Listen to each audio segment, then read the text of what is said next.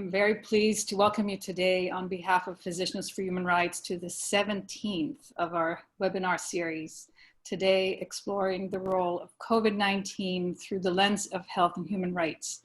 My name is Ranit Mishori, and I'm proud to serve as PHR Senior Medical Advisor. I'm filling in today for our Executive Director, Donna McKay, as she and a PHR team are on the ground in Portland, Oregon, documenting excessive use of force and crowd control weapons, as well as attacks on health workers during the protests there. We'll definitely keep you up to date on our findings and the situation there. So for the past 4 months, PHR has been bringing together physicians, scientists, public health experts, lawyers, activists, and advocates to discuss a wide-ranging set of topics that seek to bring science-based analysis and approaches to help guide a response to the public health crisis we're facing right now. I'm so pleased that more than 800 people, almost 900 people, are registered for today's discussion. And this is such an important topic, so I'm not surprised and I'm delighted that the interest is out there.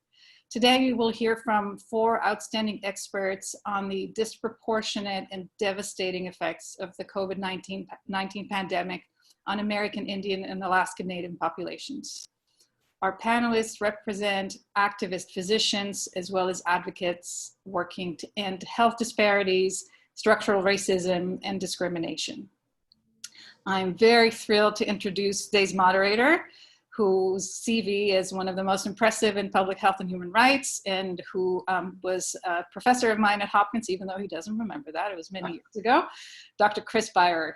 He is the Desmond Tutu Professor of Public Health and Human Rights and Professor of Epidemiology and International Health, Health Behavior and Society, and Nursing and Medicine at the Johns Hopkins Bloomberg School of Public Health. And that's not all.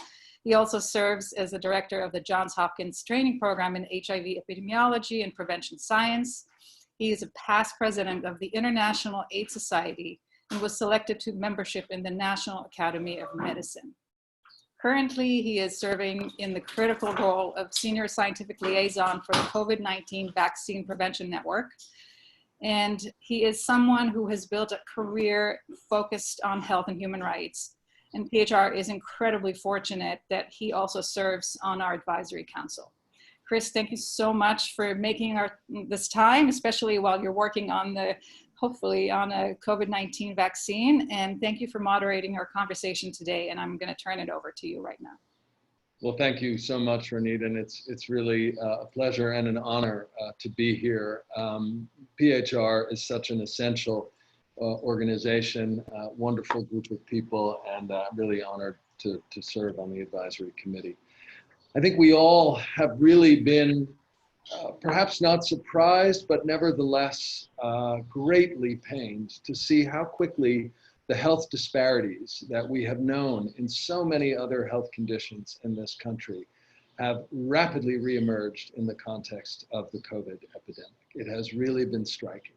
And there have been disproportionate effects, both in infections, in hospitalizations, and unfortunately also in losses of human lives for ethnic and racial minority communities, African Americans, Latinx communities, and American Indian and Alaskan Native communities, who have actually suffered some of the highest disproportionate rates of severe disease, of hospitalization and mortality. Altogether, as you all know, we've passed perhaps 4 million confirmed infections, but the CDC most recently says that that is an underestimate by the range of 6-fold to 24-fold. So we have had an enormous number of infections, and of course we are approaching the loss of 150,000 precious human lives, brothers and sisters, parents and children, healthcare workers, people from all walks of life. And this is continuing. And I think it is a great national shame that we have to look at from a public health and human rights lens to say, how could this be? How could we be the most affected country worldwide? How could we have lost so many more precious lives than any other country to this epidemic?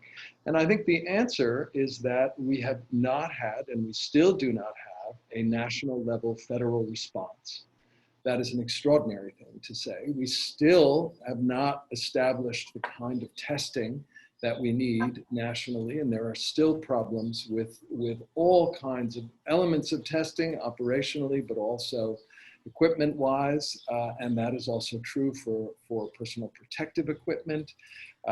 It is really quite extraordinary that we have left this so often to the states and to the native nations themselves and to so many municipalities and all the way down to individual households and families trying to figure out what to do and if it's safe to send their kids to school and how should we all be managing. And that lack of leadership is not just a political issue, it's also a human rights issue. Because I think one of the underappreciated human rights that is so important when we think about human rights and health is the right to benefit from the fruits of science. We all have that right. That is in the Universal Declaration of Human Rights, that there is a right to benefit from science. And there is a right to protection from public health emergencies and from epidemic diseases in the International Convention on Social, Cultural, and Economic Rights.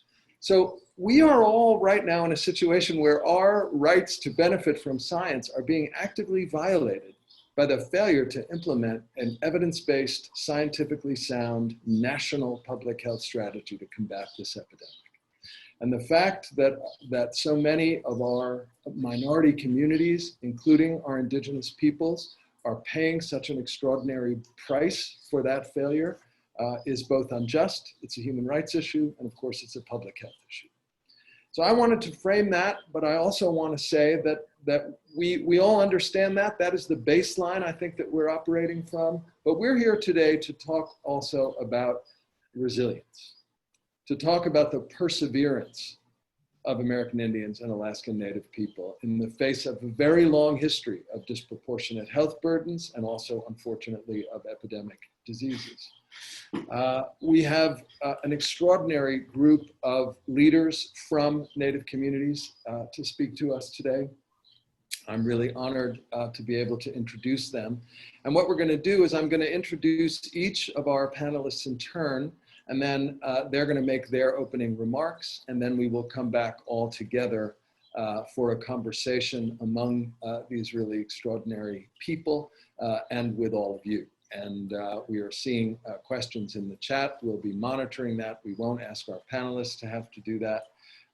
And why don't we go ahead then and proceed with what I think is going to be a really extraordinary conversation. Our first panelist is Dr. Spiro Manson. He's a distinguished professor of public health and psychiatry and the director of the Center for American Indian and Alaska Native Health at Colorado School of Public Health at the University of Colorado, Denver. He's a member of the Pembina Chippewa tribe. He serves as the Colorado Trust Chair in American Indian Health. He has multiple programs going, more than 10 national research centers, and in collaboration with over 250 Native communities. So he really is one of our leading health researchers from the Native communities. Dr. Manson, over to you. Ani Buju, in the words of my people, thank you and good day.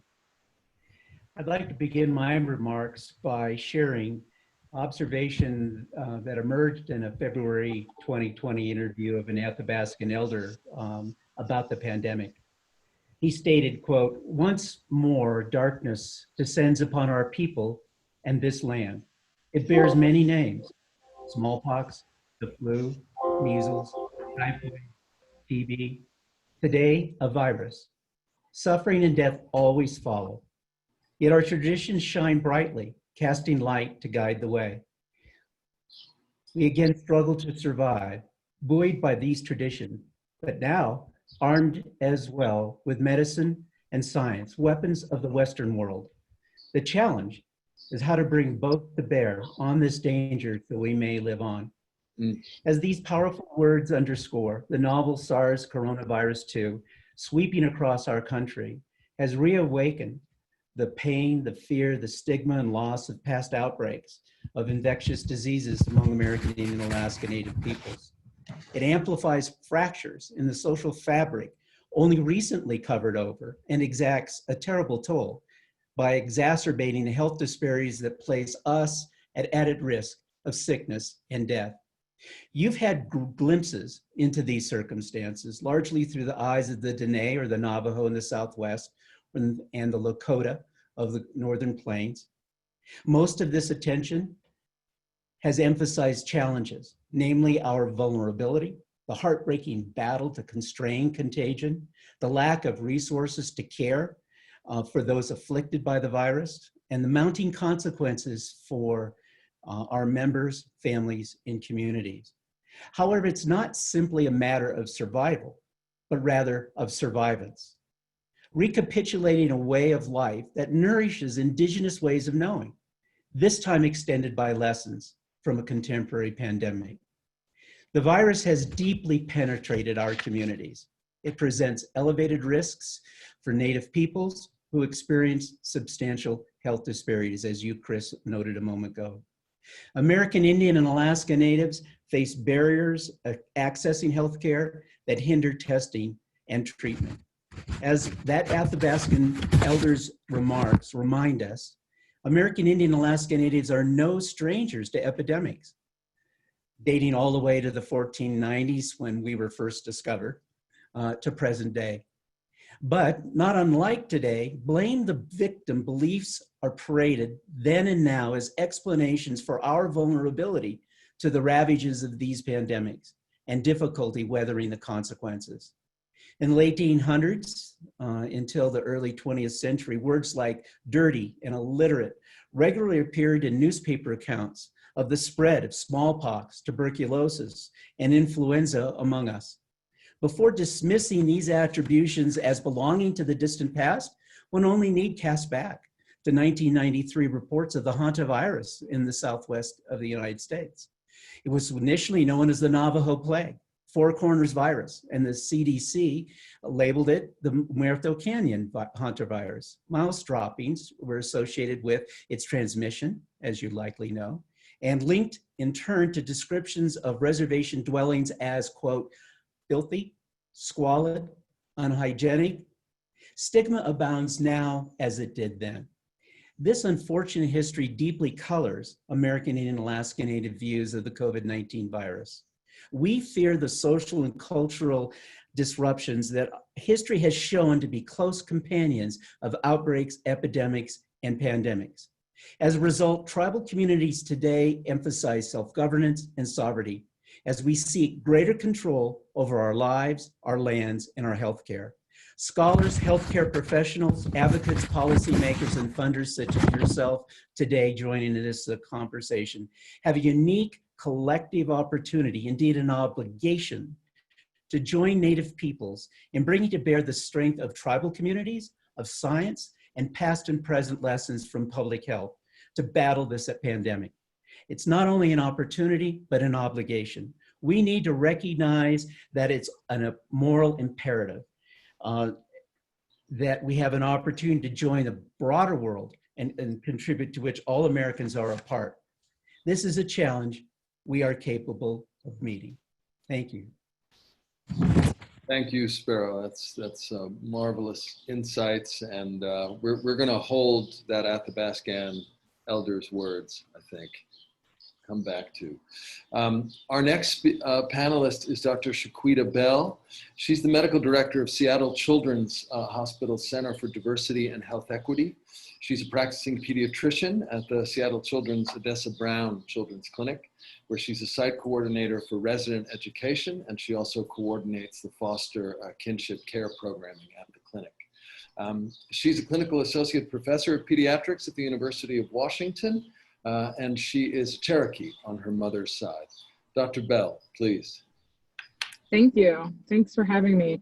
First, I just want to acknowledge where I am at. I'm currently in Seattle, which is on Duwamish traditional lands, and Duwamish tribe are still here and going strong. This land was a meeting spot for many tribes, including Tulalip and Puyallup and Snoqualmie, and several others. And so I just want to acknowledge that I'm not on my own traditional lands and that I consider myself lucky to be here. I'm also doing the single parent thing, so I apologize for my puppy is in the background and may come and say hi. As was just stated, I wear several hats. I consider myself very lucky to be a pediatrician. I take care of people, families, and communities in an outpatient setting in a clinic, as well at our local trauma center at Harborview Medical Center. And I've seen firsthand the way that COVID impacts our community, especially in our Native and Alaska Native communities.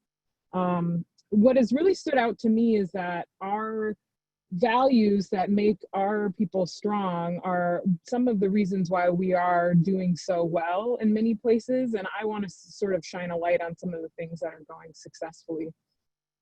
First of all, I spoke with a Yupik family last week who is in a multi-generational home, which is very common for many of our people, where the grandparents, aunties, uncles, and children all live in the same place, in the same home. And she was sharing with me, and she gave me permission to share this story. She's from Pilot Station, which is a really small village in the Bethel area of Alaska. And she was sharing that one of the things that they are really trained for or learned through their upbringing is how to survive during really harsh winters, how to lock down, shelter in place, how to feed when there's very little food around, how to store food, and how all of those skills really found success during this COVID outbreak, because essentially they shut the villages down, they shut Pilot Station down, and were only letting people come in and out if they were members of the community, and are still requiring testing, which has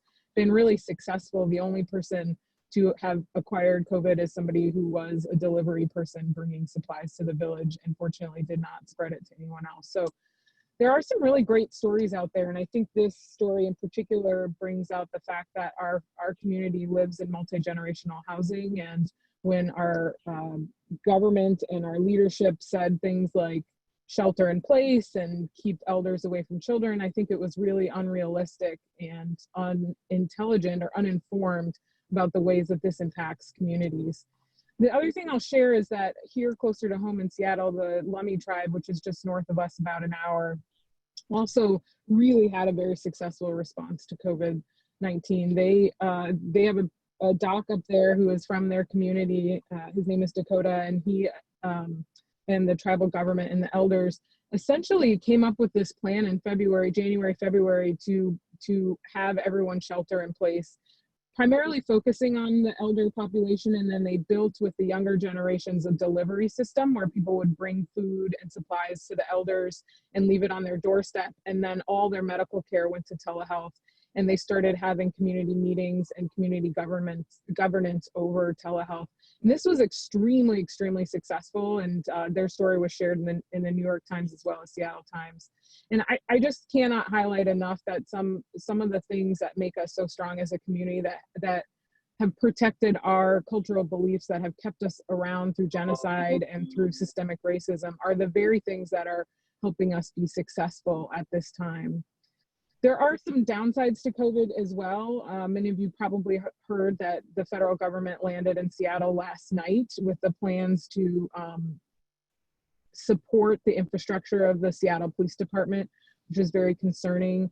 Both Black and Indigenous communities have been protesting here the treatment of our communities. And I think the idea of using the federal government against protesters is really scary, but I wanna, this is not meant to be political of a statement, although I do have political beliefs because I'm a person, but to say that our ability to protest the way COVID is being treated, the way our communities are being treated, is really important. And I feel like we need to uphold the voices of our community and be able to send resources and support to these communities, as they're the ones who know what they need, and they have demonstrated knowing what they need. And our job is not to get in their way, but to support them. And then the last plug I'll say, which is a good transition to our next speaker, is that we need to be in the data. We need to be recognized. It is important when we're reporting rates of COVID, when we're thinking about how to attack COVID, be it with a vaccine, be it with PPE, be it with ventilators, whatever our approach is, to getting this virus and this pandemic under control, our communities need to be represented in the data so that we know how the solutions will impact those communities. So I'll stop there, as I know Abigail will take it really well from there. And I'm glad I got to go before you, Abigail, and not follow you. Well, thank you so much, Shaquita. And I think beautiful examples of resilience and perseverance and really using those traditions and those cultural strengths to fight this pandemic. That's beautiful to know. Our last panelist of the three is Abigail Echo Hawk. And Abigail is director of the Urban Indian Health Institute. There's actually a question in the chat about urban populations and folks not living on Indian lands or reservations. So your answer is about to come from Abigail. And she is the Chief Research Officer of the Seattle Indian Health Board, working to engage community partners, conduct research and evaluation, and build capacity for Native organizations. She works on identifying health research priorities and to ensure that research is done in a manner that respects tribal sovereignty and is culturally appropriate. She was born in Alaska, and Abigail is an enrolled member of the Pawnee Nation of Oklahoma. And she is also now serving on the expert panel for American Indians and Alaskan Natives for the COVID vaccine effort, for which we're very grateful. So Abigail, please. Greetings from the lands of the Duwamish people, of the Coast Salish people. Thank you, Shaquita, for bringing that recognition of where we are, where we live, and whose footsteps we follow. I'm also in the city of Seattle. Current in my offices here, the Seattle Indian Health Board, a federally qualified health center here in Seattle, where we serve American Indians and Alaska Natives in a way that is grounded in traditional Indian medicine and recognizes that they bring unique knowledge systems and cultural beliefs that contribute to their overall health, well-being, and resiliency. And all of those things are never more important than right now in the midst of this crisis. In answering the question that was presented in the chat box, currently approximately 70% of all American Indians and Alaska Natives currently live in urban settings across the United States. And I want to be very clear, all land is Indian land. Those that live in reservations and villages are on federally defined village and reservation land, but all land in this country is Indian land. And as such, we recognize all our tribal people, regardless of where they reside. We recognize them for who they are as Indigenous peoples with connections to languages, connections to communities, connections to their tribes and to their families. And as part of that connection, the Seattle Indian Health Board, when COVID began to manifest in the United States, we had incidences here in Seattle as one of the very first places with multiple cases. And in February, my organization began to request for more PPE. We were running out of that personal protection equipment. We put in requests to our county, we put in requests to our state, we put in requests to the Indian Health Service, that is one of our main funders. And as we were waiting on that, as we were doing everything we could to serve the people coming into our clinic every single day, we didn't get it. And in fact, what we received before we got our PPE was a box of body bags that came from the federal government. So as a federally qualified health center, a box of body bags is not what I'm expecting for us to be able to get to serve our people well. And I saw it as, you know, an incredible metaphor for what is happening across Indian country right now, what is happening to Indigenous people and other people of color right now in this country around COVID-19.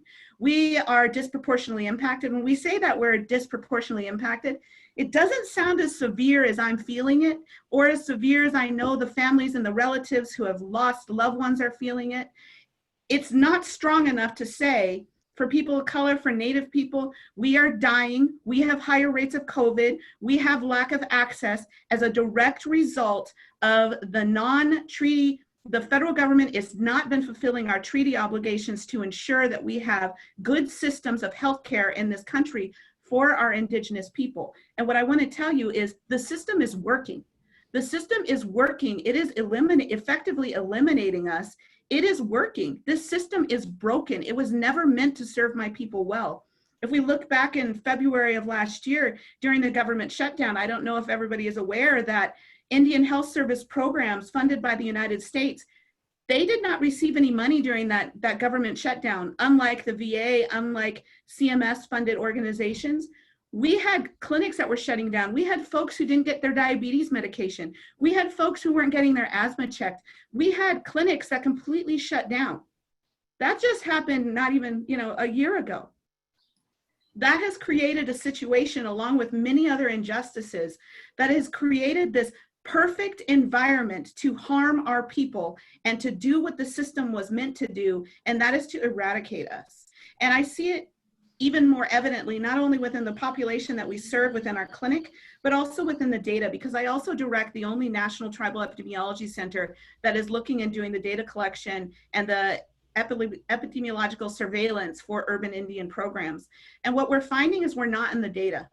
We are not in the data at all. In fact, most states across this country are missing more than 30% of all their race and ethnicity data when it's reported for mortality and for COVID testing.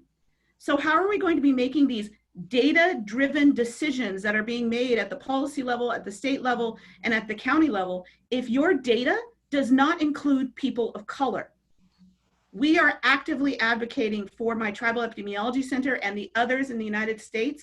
There are another 11 tribal epidemiology centers. We have a right by federal law to access this data at the CDC level and to work with states to access that data. And yet that obligation by law has never been fulfilled. So we are currently fighting the CDC and others to get access to not only COVID-19 testing data, but data on the underlying risk factors such as diabetes.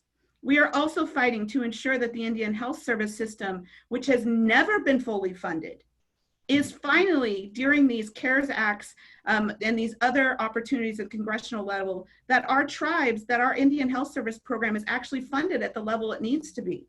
Spiro brought up some incredible points. These systems have been put into play since folks showed up. We discovered Columbus, FYI. We discovered him. He's lucky we found him, or he would probably lost.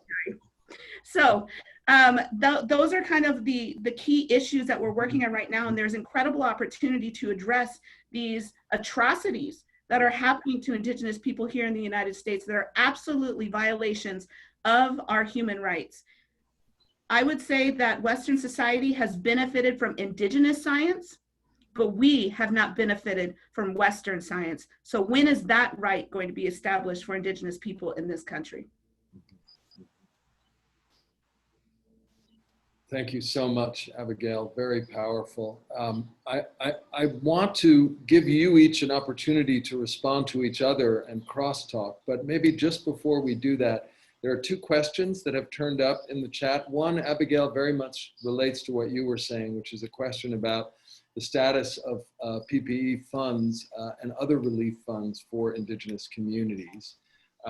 Maybe you can speak to that. And then this question, Shaquita, may be best for you. What's currently being done to support concerns of Indigenous school-age children returning to schools and data collection about the potential increased rates of infection in those kids? So maybe also, Abigail, another challenge with this problem with missing data and with not collecting race ethnicity in the national data.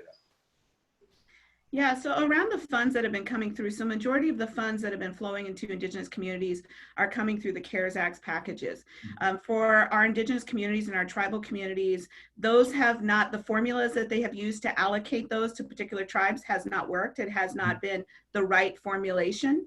In addition to that, it has taken Indigenous communities longer to get any of those funds than it took for the federal government to get them to any of the states or to any of the counties.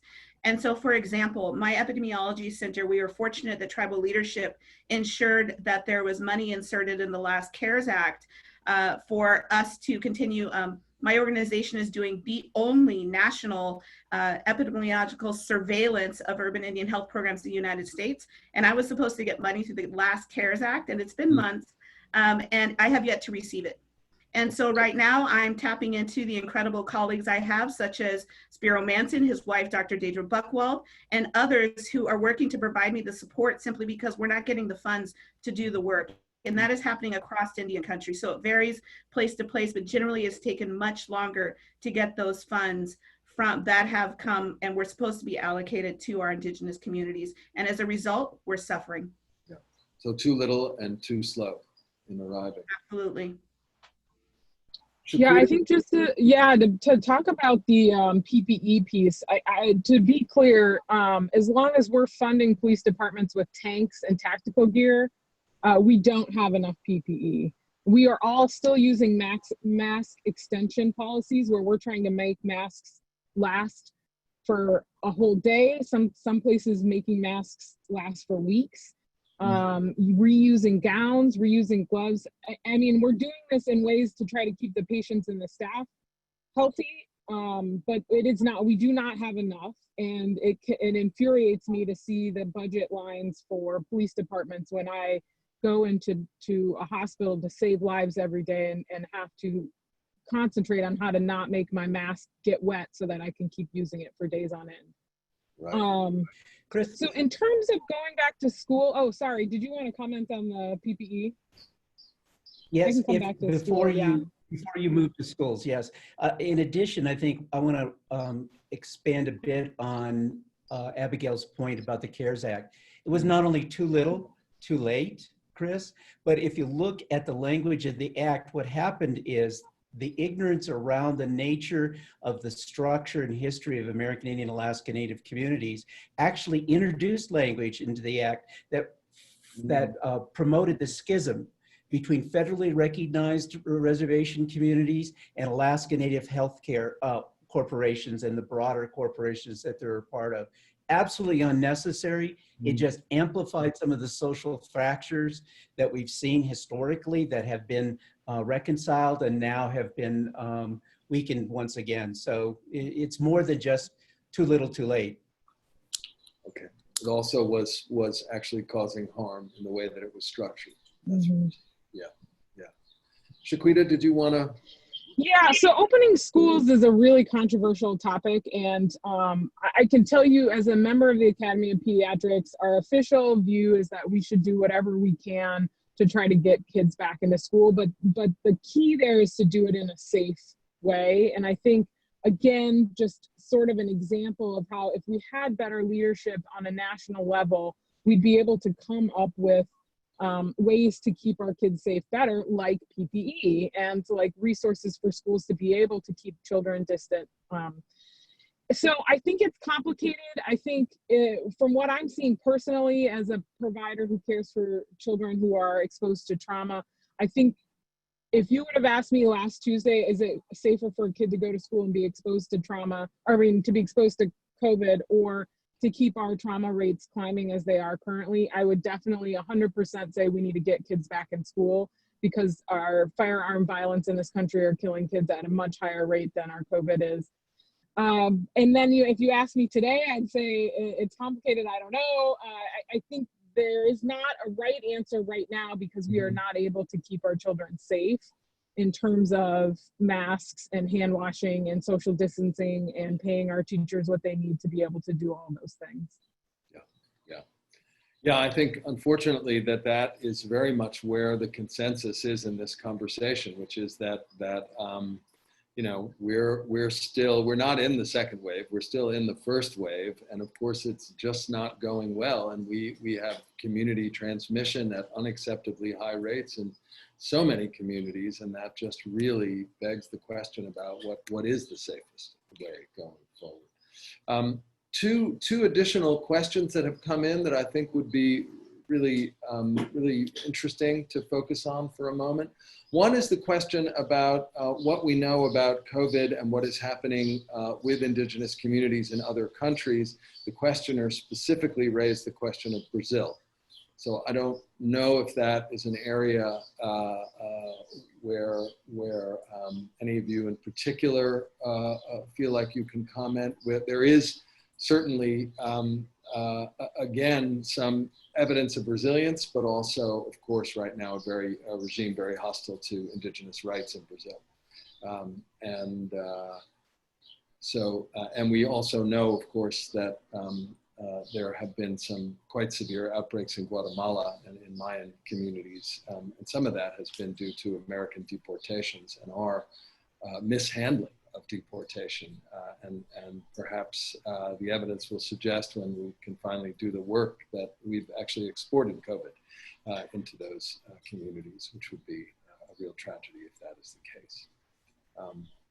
The second question, maybe Spiro or Abigail would want to take this one on, was a question about engagement in research and how that is best achieved. Both of you are distinguished researchers and supporters of engaged research and participation with Native communities. I would be particularly interested in your thoughts about the right way to handle participation in the COVID vaccine trials. We are about to launch a whole series of phase 3 trials in this country that need to be inclusive and diverse and to engage all the communities that we know are at risk and could potentially benefit if we have a vaccine. And I think the access issues are going to be very fundamental there. Well, Chris, I think the question regarding research and the outreach, engagement, inclusion of American Indian and Alaska Native people in research broadly has had a long history, positive and negative. I think we're beginning to turn the tide to some extent in that regard, in terms of the awareness of many of the sponsors, largely federal, and the importance, one, to science of ensuring the inclusion of indigenous perspectives with respect to matters of theory and measurement and interpretation, and the acquisition of knowledge, and ultimately to its application, which I think is the really critical piece of this aspect. The NIH, of course, has recently announced the availability of the RADx UP, the Rapid Acceleration in Diagnosis for UP underprivileged populations. And it's $400 million being invested in that, and with a very rapid review and award process. But I think one of the things that characterizes it and the advances that Abigail and many of my other colleagues in our communities have accomplished is that there is a very keen appreciation, in fact, absolute requirement about the meaningful and appropriate outreach to engagement of American and Alaska Native communities in all aspects of the work, not just simply as partners, but helping to understand the way in which the science can be done best and the knowledge that emerges can be applied in turn. So I think we're beginning to see some small advances in this regard. So, but we can't take our eye off the ball. Yeah, that's enormously helpful. I don't know, Abigail, if you want to respond as well or respond to Spiro. Yeah, so what Spiro says is absolutely true. And in fact, just last week, my organization actually have a call after this where we are going to be participating in engaging the community in the clinical trials vaccine network, who is doing some really specific engagement with American Indians and Alaska Natives. But what I told them last week and what I will tell everybody is, regardless of the crisis, whatever you do in regards to research can never step over the boundaries that are put in place by tribal sovereignty, which means that you interact, you work with, and you consult with the tribal governments if you step a foot in their land. And as I told them, if you're driving your mobile vaccine, recruitment vehicle onto their land, you need to be working with those tribal communities, in addition to ensuring the inclusion of urban dwelling American Indians and Alaska Natives. And so we always, and Spiro and I have worked on this for many years, is making sure that the respect for tribal sovereignty, we cannot continue to violate our tribes by not ensuring their tribal sovereignty is respected. And that means they are governments within the United States that should be consulted on these research efforts. And so there has been efforts that have happened. There have been a listening session that happened through the tribal office at the NIH under the direction of Dr. Dave Wilson. That office is doing incredible things. I believe his budget should be doubled because he needs more staff to ensure that he can do that well. But there are efforts underway right now. Great, thank you. That's very helpful. Yep. Just to expand just a bit, Chris, I think Abigail's absolutely correct. I guess I'm disappointed that it takes that kind of lever to bring about the appropriate action on the part of the academy and the scientific world. I'm convinced, I believe that there's growing evidence that doing what Abigail has said improves the science. in addition to respect the circumstances with respect to our communities.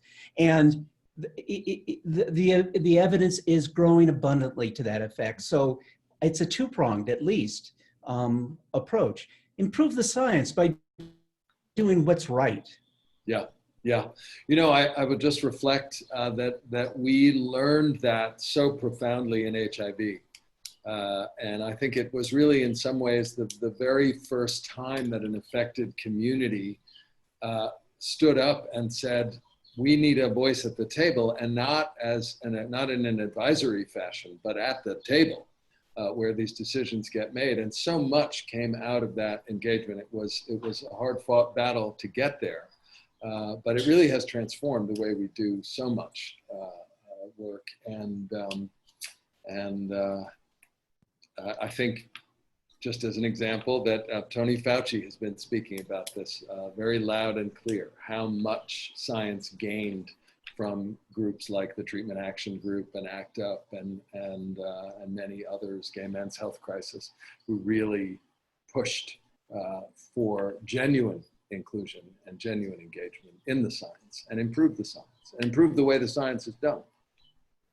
What I might also add is ownership over the data. I think we've talked about how to enter those communities, but I also want to talk about how to leave those communities, which means you don't get to leave, that you don't get to come in, do your thing, and then say goodbye. That if tribal governments are partnering with you, then also the sovereignty of that data is really important as well. To the earlier question about Brazil, I'm not an expert about Brazil, but I will say that any indigenous community that's been exploited, abused, and disrespected are probably going to suffer from similar outcomes that we're seeing here in America. And while our history is unique in terms of the genocide and slavery that the people on this continent experience, the mistreatment of indigenous or aboriginal people around the country around the world, can be really similar. We think of North America as being Turtle Island, so the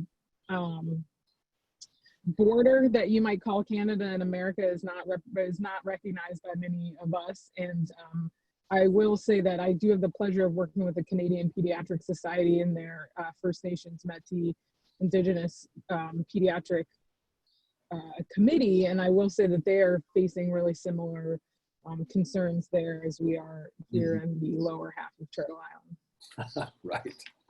Right. So we have two more questions that are coming in that relate again to the PPE issue. I think you've really all touched a nerve there. So the first is that for those working in organizations that make and donate masks and PPE, could you share some Native organizations that we could direct materials to? So that's really a question about where PPE might go. And then the second, a little bit related, what are some specific action steps to improve access to services, data tracking, and testing and PPE for American Indian and Alaskan Natives? So I think really asking sort of action steps.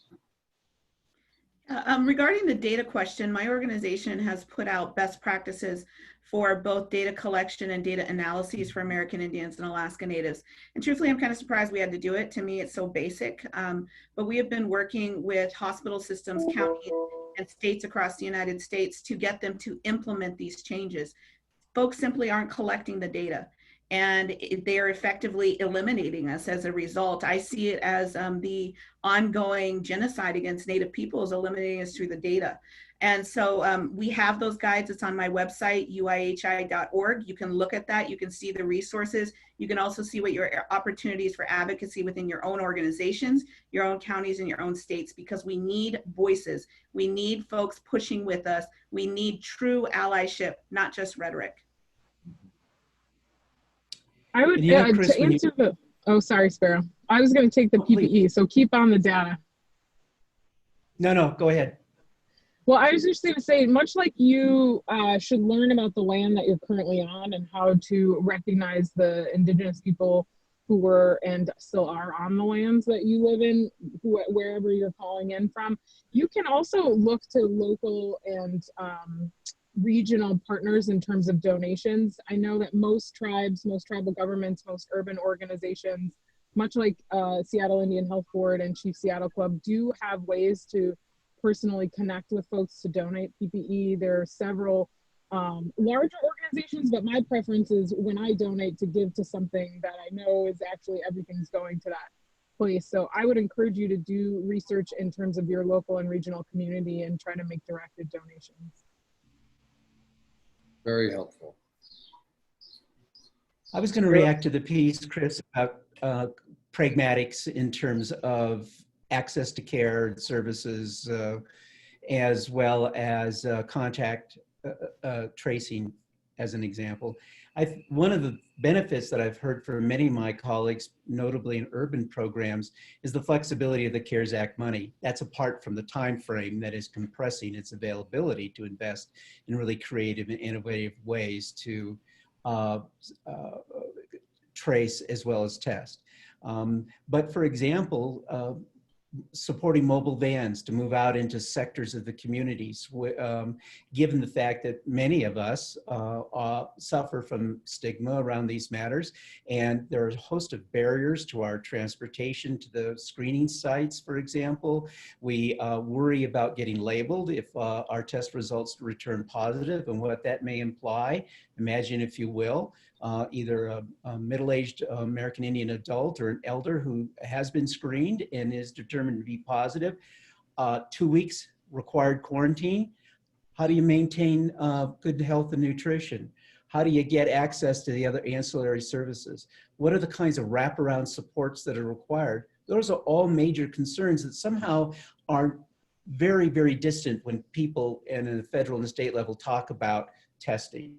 Yeah. Another piece of it is this notion of contact tracing. There's some very creative ways we've seen beginning to emerge in tribal communities about how to contact trace. And unfortunately, that's arisen as a response to the fact that our counties and the states within which we reside are doing a horrible job of contact tracing for the most part. And we're naturally characterized by networks and knowing one another. They're very creative ways to employ those forms of community connectedness and sociability to enable us to effectively trace our contacts. You know, I'm just reading a question that actually you've just partially answered with that comment, which I think is really helpful. The question is, can any of the panelists speak to the power of indigenous traditions and worldviews in the midst of COVID-19? So you just gave one example, but I think that's would be a wonderful question for everybody. I love that. That's a beautiful question. And that is the resiliency of our community. I also see another question that relates to it around someone was asking about access to clean water. I believe that across the country, folks should come and learn from the Native community about how we are working to prevent the spread of COVID and how we are caring for our relatives who had COVID and for those who have passed on for their families. And so we saw immediate movement going into our traditions of always caring for our elders and for our young ones. And we were able to use those deeply ingrained, rooted knowledge systems to begin to work to ensure that our folks understand why we needed to stay physically distant, but socially close. And a story about the water is that, you know, right now there are many tribal nations and tribal families that do not have access to running water and do not have access to clean water. There just simply has not been the investment in the infrastructure, and the federal government simply hasn't cared. So when we talk about people washing their hands, how do they wash their hands without that? And I think the resiliency of a family that shared a story on how they're currently homeless and have several small children, and they are boiling water at their campsite on the side of the road by a tent almost all day so that they always have hot, sterile, clean water for their babies to wash their hands. So even in the most desperate of circumstances, our relatives, our Native people are using the love that we have to our next generations to ensure their wealth, health, and well-being forward. And water access and other types of infrastructure are really needed. And we, again, need more advocacy towards that. But our people Their resiliency has allowed us to not just survive, but to continue to thrive. And we will continue to do that even in the midst of this pandemic. I'm aware of a great example, in a number of tribal communities in which our traditional healing rituals are actually at great risk because of the requirements for mitigation, right?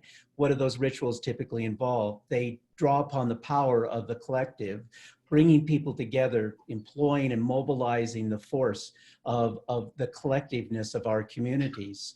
So as Abigail was anticipating, that runs in opposition sometimes to this notion of social distancing and other aspects of that.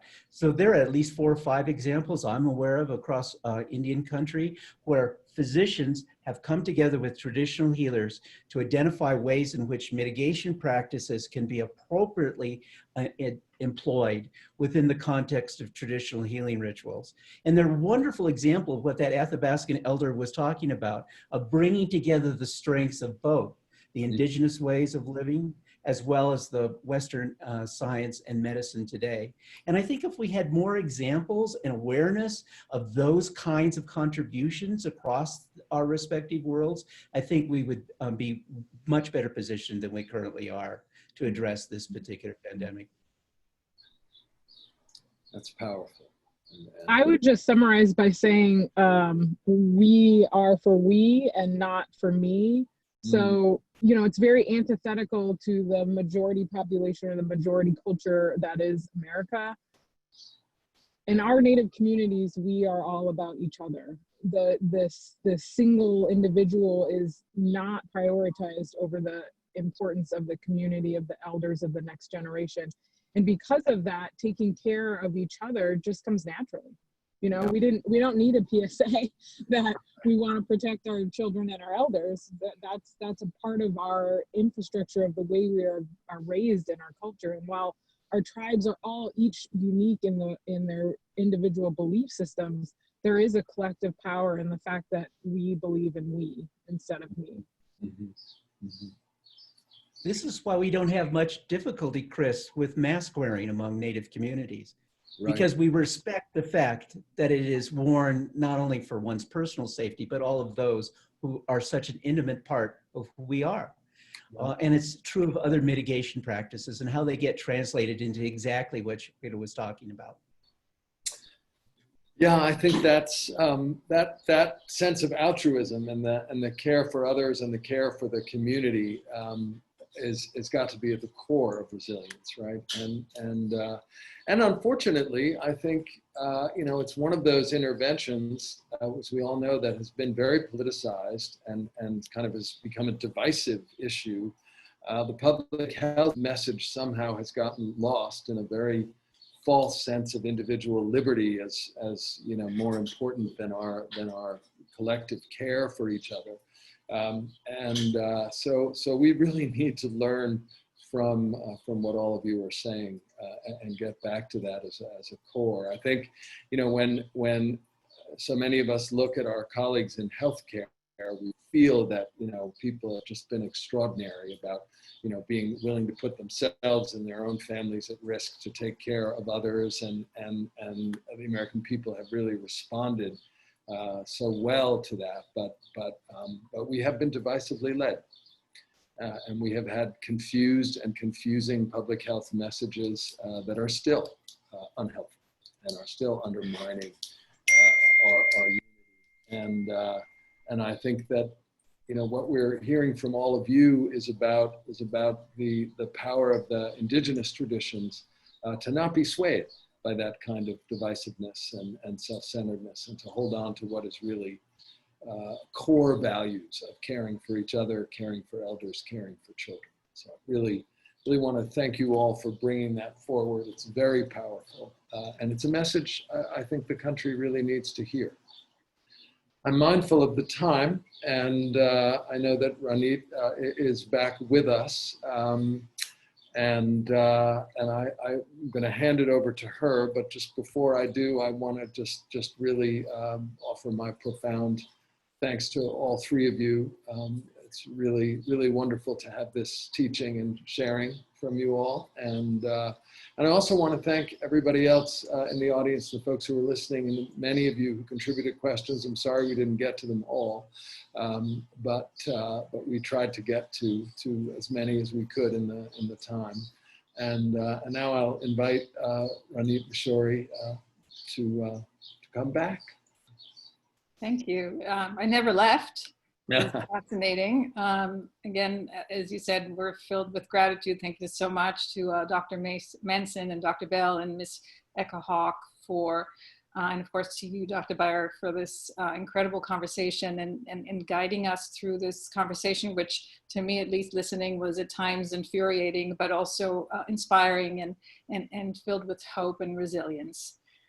As the U.S. continues to battle the coronavirus pandemic, I hope, as many of you were saying, that we will see increased attention to the health inequities that this pandemic has highlighted, but not just increased awareness, but with efforts, coupled with efforts to bring about change through ethical data collection and research, through policy making, through the provision of sufficient PPE and other resources to vulnerable communities, through federal appropriations and governmental actions, but as you were saying, all in consultation with tribal governments and communities, which is just a critical piece of any action, as you were all alluding to. I wanted to, for those of you who are listening, thank you so much. I want to also invite you to join PHR for our next online briefing. It's going to be on Thursday, July 30th at 2 p.m. Eastern. Next time, we will host a conversation on how COVID-19 is affecting populations living in conflict zones in the Middle East, namely in Iraq, Syria, and Yemen. We're going to be, the moderator is going to be another giant from Johns Hopkins, Dr. Paul Spiegel, who's the director of the Center for Humanitarian Health at the Johns Hopkins Bloomberg School of Public Health. He will moderate. We are going to have amazing panelists, Yemeni human rights activist Radia Al-Mutawakel, President of Med Global, Dr. Zahir Sahlul, and the CEO of the Iraq Health Access Organization, Dr. Hala Al-Saraf. So please join us by registering. There's a link, I think, now posted in the chat. So please join. And again, thank you so much to everyone for being with us today for such an incredibly important topic. It was thought-provoking, it was challenging, but as I said, there's also, it was very hopeful to hear about voices from the Native communities themselves. So thank you so much, and join us next week. Thank you.